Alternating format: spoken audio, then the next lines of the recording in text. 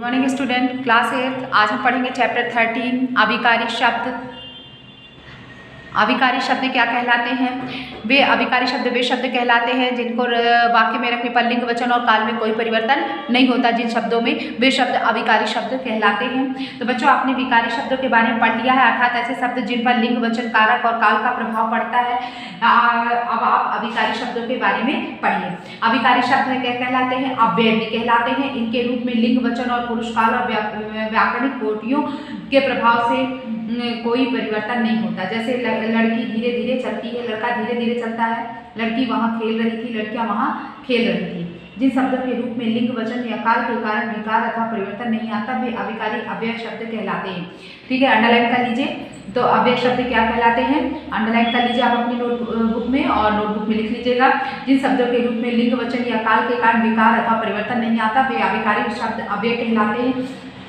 अभिकारी शब्दों के भेद। अभिकारी शब्द 5 प्रकार के होते हैं: क्रिया विशेषण, समुच्चय बोधक, विस्मयादि बोधक, संबंध बोधक, निपात या अवधारक। क्रिया विशेषण वाक्य में क्रिया पदों की विशेषता बतलाने वाले अभिकारी शब्दों को क्रिया विशेषण कहते हैं। जैसे वह बहुत तेज दौड़ता है, वह घर के अंदर है। मैं प्रतिदिन घूमने जाता हूँ, वह थोड़ा ही चल सका। उपयुक्त वाक्यों में तेज, प्रतिदिन, अंदर और थोड़ा शब्द क्रिया की विशेषता बता रहे हैं। इन शब्दों में तेज शब्द से क्रिया के होने की रीति, प्रतिदिन शब्द से क्रिया के काल, अंदर से क्रिया के स्थान और थोड़ा शब्द से क्रिया के परिणाम का बोध हो रहा है। अतः क्रिया की विशेषता बतलाने वाले ये शब्द क्रिया विशेषण है। तो क्रिया विशेषण क्या कहलाए? अंडरलाइन कर लीजिए। वाक्य में क्रिया पदों की विशेषता बतलाने वाले अभिकारी शब्दों को क्रिया विशेषण कहते हैं।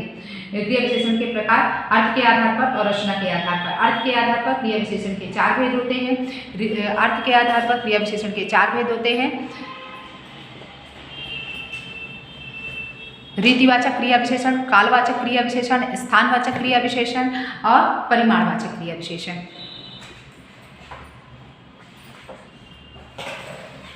तो रीतिवाचक क्रिया विशेषण क्या कहलाते हैं? जिन अभिकारी शब्दों से क्रिया के होने की रीति या विधि का पता चले, उन्हें रीतिवाचक क्रिया विशेषण कहते हैं। इस क्रिया विशेषण से प्रकार, निश्चय, अनिश्चय, स्वीकार, कारण, निषेध आदि अनेक अर्थ प्रकट होते हैं। मनोज ईमानदारी से काम करता है, मैं उनसे भली भांति परिचित हूँ, अचानक वह गिर पड़ा, मैं अवश्य जाऊँगा।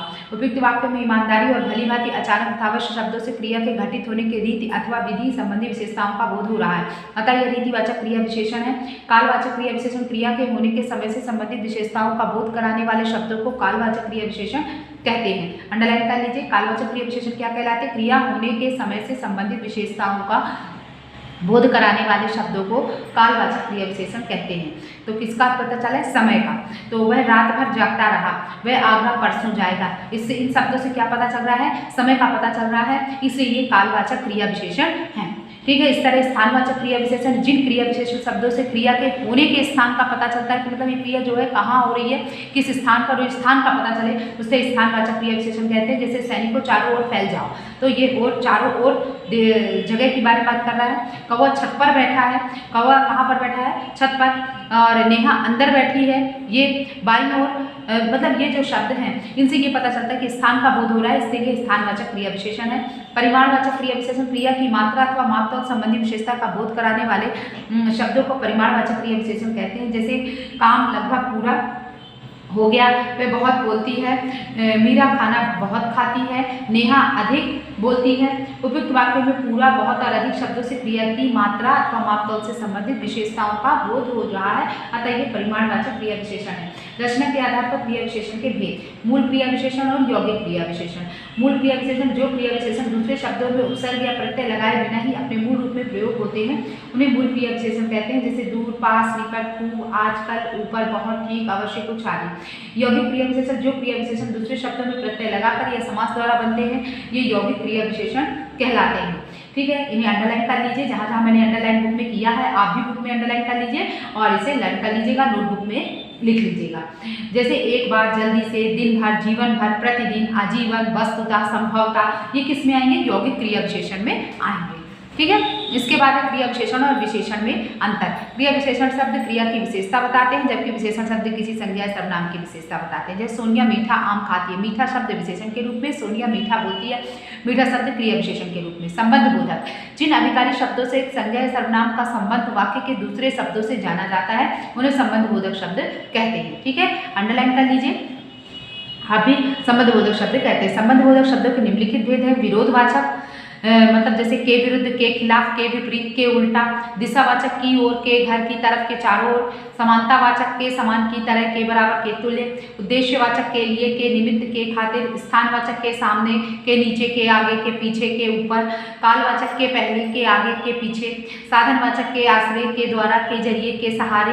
तुलनावाचक की तुलना में, की अपेक्षा, के स्थान पर, की जगह पर। संबंधवाचक के साथ, के विषय में, के संग आदि। संबंधबोधक और क्रिया विशेषण में अंतर। हिंदी में कुछ शब्दों का प्रयोग संबंधबोधक क्रिया विशेषण दोनों रूपों में होता है। जब संज्ञा या सर्वनाम के साथ इनका प्रयोग होता है तो ये संबंधबोधक कहलाते हैं, परंतु जब ये क्रिया की विशेषता बताते हैं तो क्रिया विशेषण कहलाते हैं। संबंधबोधक अखिल अपने मामा जी के यहाँ रहता है।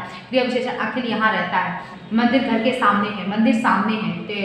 टोपी वाला पेड़ के नीचे लेटा है, टोपी वाला नीचे लेटा है। समुच्चय बोधक जो अव्यय पद एक शब्द का दूसरे शब्द से, एक वाक्य का दूसरे वाक्य से अथवा एक वाक्यांश का दूसरे वाक्यांश से संबंध जोड़ते हैं वे समुच्चय बोधक अव्यय अथवा योजक कहलाते हैं। मंजीत परीक्षा ना दे सका क्योंकि वह समय पर नहीं पहुंचा। तुम पढ़ो या सो जाओ। राधा आएगी या रमा आएगी। उपयुक्त वाक्यों में क्योंकि या आदि शब्द दो वाक्यांशों को जोड़ने का कार्य कर रहे हैं, अतः ये समुच्चय बोधक अव्यय है। इसके बाद आता है आपका समुच्चय बोधक के भेद। समुच्चय बोधक के भेद। समुच्चय बोधक शब्दों को दो भागों में बांटा गया है, समानाधिकरण समुच्चय बोधक और व्याधिकरण समुच्चय बोधक। समानाधिकरण समुच्चय बोधक क्या कहलाते हैं? जो समुच्चय बोधक शब्द एक ही स्थिति अथवा जाति के दो स्वतंत्र शब्दों, वाक्यांशों या वाक्यों को जोड़ने का कार्य करते हैं, उन्हें समानाधिकरण समुच्चय बोधक कहते हैं। अंडरलाइन कर लीजिए। कृष्ण और सुदामा मित्र थे। वह सुबह दिल्ली गया तथा शाम को वापस लौट आया। गीता में धर्म एवं कर्म का संदेश दिया जाता है। समानाधिकरण समुच्चय बोधक के भेद। संयोजक, विकल्पक, विरोधक, परिणामक। संयोजक ऐसे समुच्चय बोधक शब्द जो दो समान वर्ग के शब्दों, वाक्यांशों अथवा वाक्यों को जोड़ने का कार्य करते हैं, संयोजक कहलाते हैं। ठीक है, अंडरलाइन कर लीजिए। जैसे तथा, एवं, व आदि शब्द संयोजक कहलाते हैं। सोनिया, मधु, निशु और सपना कक्षा 8 में पढ़ती हैं। अर्जुन, श्याम व करण मित्र हैं। तो ये व और एवं ये दोनों शब्दों को जोड़ने का, ये शब्द जो है ये दोनों वाक्यों को जोड़ने का कार्य कर रहे हैं, इसलिए ये शब्द क्या कहलाएंगे? संयोजक कहलाएंगे। विरोधक जो अव्यय शब्द दो कथनों में से प्रथम का विरोध या निषेध प्रकट करते हैं वे विरोधक कहलाते हैं। मतलब प्रथम वाक्य का विरोध प्रकट करते हैं। जैसे लेकिन, मगर, बल्कि ये शब्द ऐसे हैं जो पहले वाक्य का विरोध प्रकट कर रहे हैं, तो उसे क्या कहेंगे? विरोधक कहेंगे, विरोध करने वाले शब्द कहेंगे। विकल्पक ऐसे समुच्चय बोधक जो दो शब्दों, वाक्यांशों और वाक्यों के मध्य विकल्प का बोध कराते हैं, विकल्पक कहलाते हैं। जैसे आप चाय पियेंगे या कॉफी, तो विकल्प मतलब या, अन्यथा, अथवा ये विकल्प के लिए है जिन शब्दों का इस्तेमाल किया जाता है, इसलिए ये विकल्पक कहलाते हैं। परिणामक ऐसे समुच्चय बोधक जो दो वाक्यांशों को जोड़ते हैं जिनमें दूसरा वाक्यांश अथवा वाक्य पहले के परिणाम की सूचना देता है, परिणामक कहलाते हैं। उसने कठिन परिश्रम किया इसलिए प्रथम आया।